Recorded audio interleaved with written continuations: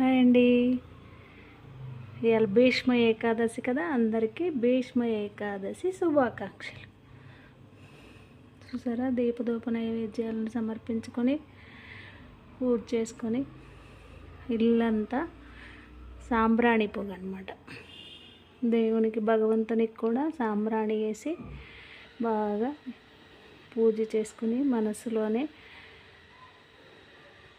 ఆశీర్వదించమని ఆ భగవంతుడిని వేడుకొని ఇల్లంతా కూడా కొంచెం సాంబ్రాణి పొగ చూపించామనుకోండి, మనం ఇంట్లో ఎలాంటి నెగిటివ్ ఎనర్జీ ఉన్నా కూడా మొత్తం పోయిద్దని నేను నమ్ముతానమాట. చూడండి, బాబాకి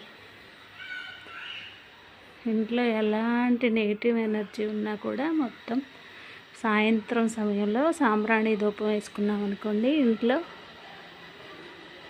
వెళ్ళిద్ది, మంచి జరిగిద్దని నేను నమ్ముతాను. మీకు నచ్చినట్లయితే కూడా మీరు కూడా ఇంట్లో ఇలాగే సాంబ్రాణి పోగేసుకొని చేసుకోండి. మంగళవారం శుక్రవారం కంపల్సరీ మా ఇంట్లో సాంబ్రాణి పొగంతా వేస్తామన్నమాట. ఇంట్లో చూసారా, అమ్మవారు అయ్యవారు కూర్చున్నట్టే ఉంది. చూసారా, దేవుడి మందిరం ఎప్పుడూ నిత్య దీపారాధనతో ఇలా కలకల్లాడుతూ ఉండాలి.